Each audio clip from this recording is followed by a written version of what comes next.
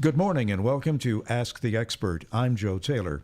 This morning and other in the ongoing series of programs presented by the Northwest Regional Key Program for Quality Early Learning. The program, through the Northwest Institute of Research, oversees a grant from the Office of Child Development and Early Learning at the Pennsylvania Department of Human Services and the Department of Education. The goal of the program is to improve the outcomes for young children as they prepare for school.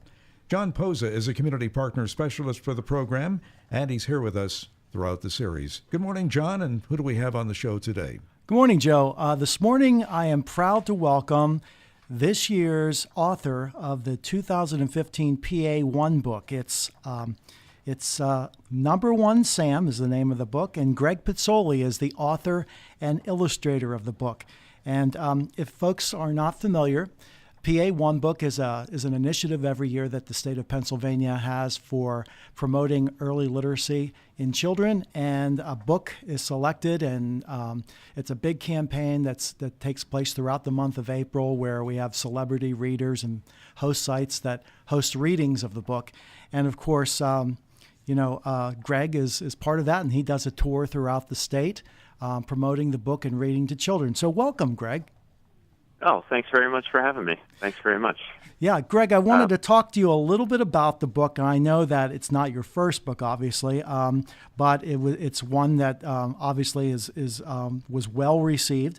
And if you can talk a little bit about it, we know that kind of the primary focus of the book is on a dog named Sam, right. And it's about sportsmanship, correct? Right, that's right. And you're right. It's not it wasn't my first book, but it was actually only my second book. It came out in May of 2014 from Disney Hyperion, and the book Number One Sam. It's about a little race car driving dog named Number One Sam, who he's always the best. He's number one in speed, and he's number one at turns, and he's number one. He's very accustomed to being in the number one spot, which is something if you spend any time with preschoolers, it's something that they are very fond of, being number one at things as well. And Sam comes into a bit of a crisis when he loses a race to his best friend Maggie, and he sort of has to deal with not being number one. And then he comes into a racing situation where he is again in that number one spot, and he's about to reclaim his trophy as the best racer on the racetrack, and he has to make a decision. Some little chicks are crossing the track, and he's sort of barreling towards them, and he has to decide whether he's going to save those little baby chicks, or if he's going to maybe not save them, but get that trophy back. So he's faced with a little bit of a dilemma there, and it's great to read with kids. I do a lot of school visits and library visits. That's what I'll be doing on this tour is reading it to large groups of kids and their families. And it's great to have a conversation with them about, like, well, who thinks that he should save the chicks, or who thinks that he should get the trophy? I'm like, why is he doing that? Why did he make the decision that he ultimately makes? How would you envision a parent discussing how Sam, could have won by actually coming in second? In other words, the benefit of, is there a benefit to coming in second? What would you envision the discussion to be, that aspect of the book between parent and child? Well, I think that in the book itself, he does, spoiler alert, he does save the baby chick, and he ends up finishing the race in last place. But as he gets to the end, he hears cheering, and he realizes that the people are cheering for him. And, the last line of the book is that even though he lost another race, his friends still thought he was number one. So, the parent and the child, or the teacher and the child, can say, like, well, you can be, quote unquote, number one for a variety of things, and you can save the day and be a hero, if you want to use that word, for a variety of different things. And it doesn't really matter who won the race as long as everybody was happy and safe and had a good time. So that's how we talk about it in the schools. So I think that the parent and child could talk about it in a variety of ways. I think there's a lot of talking points throughout. I'm kind of rambling here, guys. Sorry, but I think that it really is about enjoying the race and having a good time with your friends, and not needing to be that first place winner all the time. How purposeful was it that Sam lost to a girl? Was that a factor when you were constructing the story? Is there a lesson there that can be taught to both the boys and girls as a parent reads the book? It wasn't something that I thought about consciously as I was making it. I do think that I wanted Maggie, his friend that he loses to be a girl, just because I was conscious of the fact that it was like, is a dog in a race car book, which would maybe would jump out to boys a little bit more than girls, and say, stereotypically, a princess book or something. So I wanted it to be a girl that ultimately won, because I wanted girls to have more agency in that story. And I have found with school visits that it does seem to be the boys who latch on to number one Sam, and when they send me thank you notes or letters after a school visit, it's the boys will have drawn Sam, and the little girls typically will have drawn the elephant Maggie. Just nice to see that they saw themselves in that book, maybe because of that decision. I wanted to ask you, Greg, when you conceived the idea for this book or any other book, and I know you're an illustrator as well for this. So, how do you write the story first and then illustrate it, or vice versa, or how do you conceive it? It really does depend on the book. It's pretty organic in the way that it happens. With my first book, The Watermelon Seed, I had the concept of, I want to write a book about, that common fear that kids have, that if they swallow a watermelon seed, a watermelon could grow in their belly. With number one Sam, it really was more character-based, where I kept drawing this little dog in a race car. And he just kept coming up in my sketchbooks. And I didn't have a story really that I knew that I could turn into a book, but this character just kept coming up, so eventually I figured it out. And with some, it really depends story to story. Sometimes I will write the entire story and not have a clue as to whether or not the character is going to be a human or a cat or a dog or an elephant. So it really just depends. With number one Sam, it totally started with the drawing. It all came from the sketchbook. So I was going to ask another chicken or egg kind of question, and I think you may have alluded to it a little bit. Do you start out then with the moral of the story will be, or with the characters and kind of let the characters evolve into whatever they evolve into, and if the moral is included in there, fine? You see what I'm saying? Yeah, I definitely. It's definitely the latter. I think that I sort of see where the characters are going to take it. And I don't like to think that I'm starting with an agenda. I really want there to be a book that says you can be number one for a variety of things. I just think that was what his character brought to the story. And I don't think that I have this list of morals that I'm trying to fit a story around. I think it really does happen pretty organically. Yeah, I wanted to let folks listening to know that Greg will be touring the state throughout the month of April, and he's going to be at appearances, the 2 appearances in Centre County and 3 appearances in Johnstown and Cambria County. On April 9th, he will be reading and signing at 1 o'clock at Our Lady of Victory Parochial School in State College. And then later that day at 4 o'clock at the Centre County Library and Historical Museum in Bellefonte. Then on April 10th, he will be at the Children's Book Festival in Johnstown at 6:30. And also in Johnstown on the 11th, he'll be at the Children's Book Festival again. It's actually on two straight days, on the 10th and the 11th. And he'll be presenting, actually reading 3 different times. So those are the closest visits to us. And of course, if folks are interested, you can get his tour schedule and information and phone numbers on the pa1book.com website. Greg, also, I know you have some new books that are coming out this year, and you may want to talk a little bit about them. Yeah, thank you. I appreciate it. And I just want to say, the Johnstown Book Festival, I haven't been to that book festival, but I've heard great things from other authors and illustrators that have been there. And I know, specifically, I know my friend Zachariah Hora, who did the PA1 book in 2012 for his book Stop Snoring Bernard. I know that he'll be there as well. So I think that'll be a great day for families to come out. Right. I do have some new books out. I just had a book come out on March 10th with Viking, and that was my first nonfiction picture book. And it's called Tricky Vic, The Impossibly True Story of the Man Who Sold the Eiffel Tower. And that is it's a little bit for older readers than Number One Sam or The Watermelon Seed. I think they say for kids like 7 plus.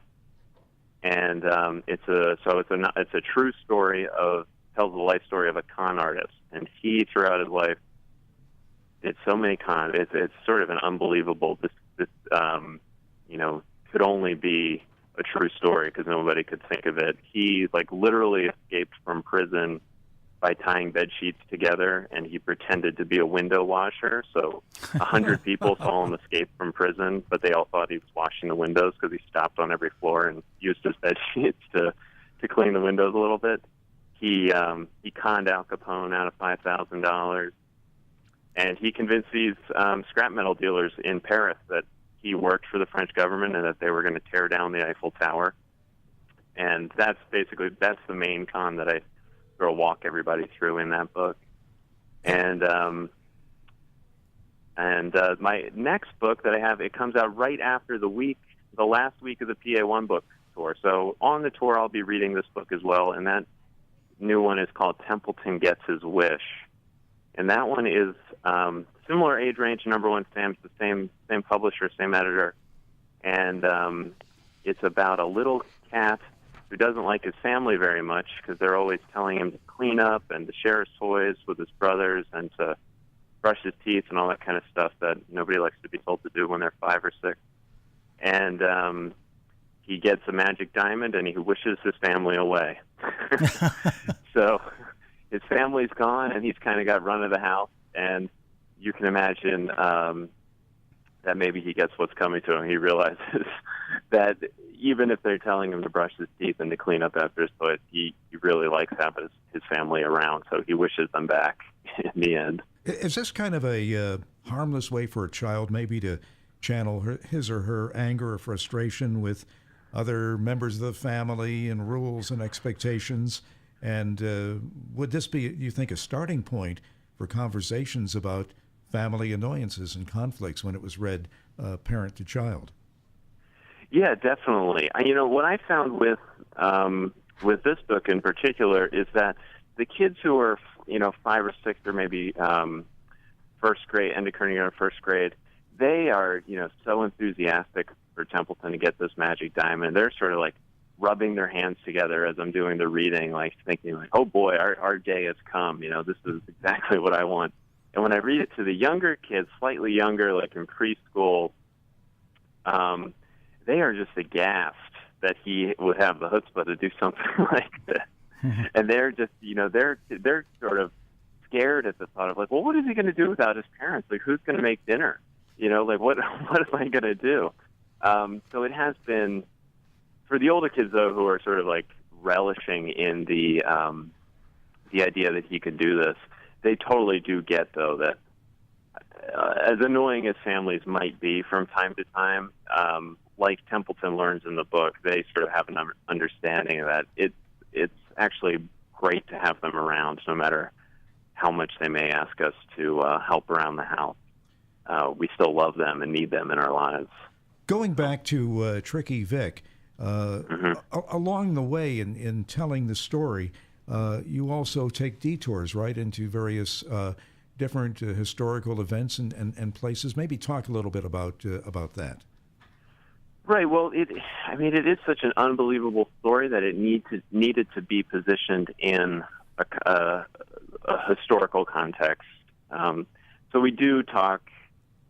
There are sidebars throughout the book that will say, you can't talk about Al Capone without talking about Prohibition. So here's what Prohibition was, and it doesn't go in deep. or in depth. It's not very dry. I like to think it's only maybe 100 words or so as to what Prohibition was, but it gives you a little bit of context for the time period, and the idea that we could tear the Eiffel Tower down. Like, nobody would take that seriously these days because it's such a landmark. It's on T-shirts and keychains and book covers, the world over. I think actually, though, it wasn't when it was constructed. I think it was constructed temporarily, something regarding a World's Fair. I think it was constructed not to be permanent. Yeah. So Vic wasn't completely off base. Well, and that's one of the sidebars is that it was built for the World's Fair that took place in Paris in 1889, and when Gustave Eiffel was commissioned to put it together, it took him 4 years to do it. But the understanding was that it was going to be taken down after 20 years.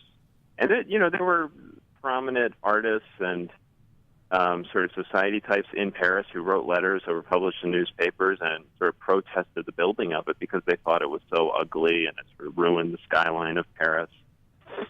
There were even people who thought that because it was so tall, one, they were worried that it was going to fall over, and two, there were people who even thought that it would cause lightning storms in the area. And, right.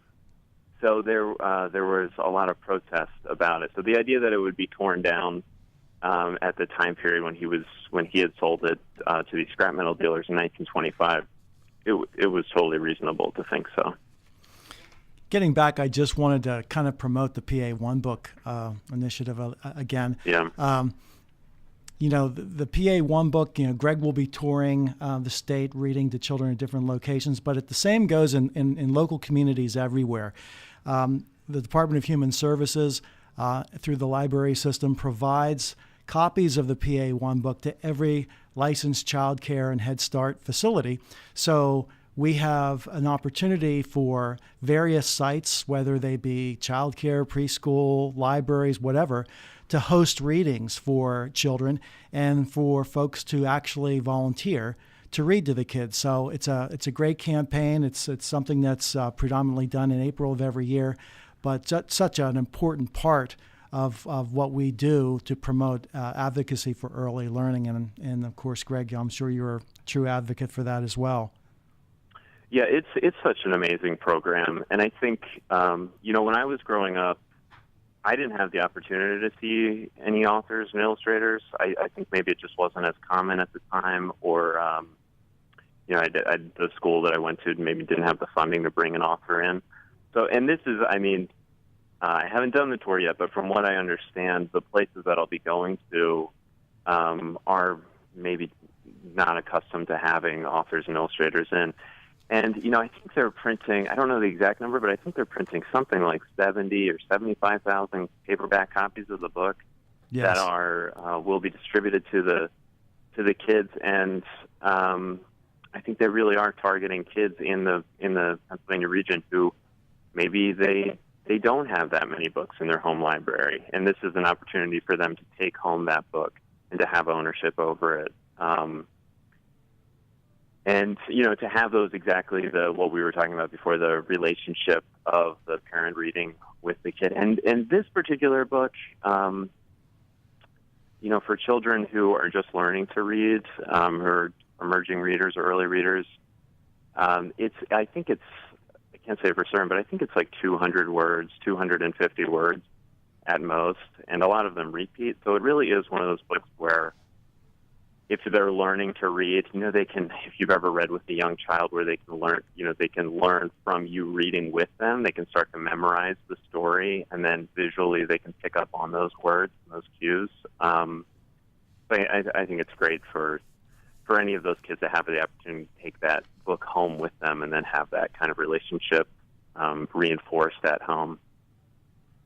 And for me, too, as a young kid who loves to read and write, I think, it was this mysterious kind of thing that there were these people that were called authors and illustrators. I kind of had this idea that these books just existed. I don't know that I really even understood that there were, people making them. So for me to be able to go to the schools and say, if this is something you're interested in, this is a possibility for you to do someday too. And for a young kid who grew up in in York County, Pennsylvania, to really understand that there were, these people called authors and illustrators. I can't imagine how meaningful that would have been to me. So I'm happy to give some of that back to the young authors and illustrators that might be in our state these days too. You mentioned something that all of us as parents experienced, and that is with your child, where you don't just read the book one time, you over and over and over again and again and again, to the point, again, like you said, where they have it memorized. How do you see the book, the conversation about the topics brought up in these books, evolving as the story is read over and over and over again? How do I see the conversations that the parent and the child are having? I mean, do you think, obviously, you're not going to have the same conversation. You're going to go off on different tangents. And do you factor that into what you're writing? That, okay, there's a primary topic, but then it can go off to this and go off to this and something else. Well, yeah, and I mean, I think I do. I don't yet have kids myself, and I do sympathize with those. I've met many sort of red-eyed parents. It makes for a long bedtime. Yeah. Yeah, they've had to read my book, 50 times in the last three days or something. Yeah. And I think, part of it for me is that I think that there is one story, the idea of the race, and he's got to save the. And I think there's another level to it too for the parents, maybe to keep them a little more interested in it. And I think that's the humor. There are little tiny jokes put in that maybe your 3-year-old is not going to get the first time. Maybe your 6-year-old will, but the parent definitely will. Like one after number one, Sam saves the baby chicks. I think the line is like, he finished in last place, the chicks thanking him the whole way. But if you look closely, the chicks aren't actually thanking him. They're saying things like, could you slow down? And another one is like saying, I have to make a pit stop, And for anybody who's been in a car with a little kid who has to go to the bathroom would understand that joke. And I read it to the kids, and they, the preschoolers, maybe I say they have to make a pit stop. They're not, it goes completely over their heads. But the 5-year-olds who have maybe heard that expression before have heard that joke. It's just uproarious laughter. And I think it's usually the parents or the teachers in the room who start laughing that then bring the kid into it. Bring them into the understanding that, oh, wait, this is actually a joke. And I think then I try to leave, the words are very simple, but the concept I like to think it has a lot of depth to it. And so there's a lot of room for, even though the story itself, as I said, the words are simple, the understanding that can go into it, those conversations, I hope that there's a lot of room for parents and child to have different conversations as they grow, as they get older, hopefully with the story on the bookshelf. Well, Greg, our time is just about up here, and I wanted to thank you for being on the show, and best of luck with number one Sam and with your tour throughout the state. And I'm sure you'll Thanks very much. Yeah, I'm sure you'll love reading to the kids and getting all kinds of stories from them and ideas. So again, appreciate you being on.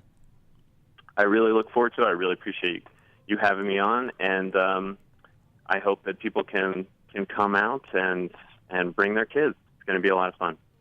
And that's our program for today. We'll be back in 2 weeks at the same time. In the meantime, you can go online to learn more at papromiseforchildren.com. If you have questions, please email them to questions@nwirkey.org. For John Posa and the Northwest Regional Key Program for Quality Early Learning, I'm Joe Taylor. Thank you for listening, and have a great day.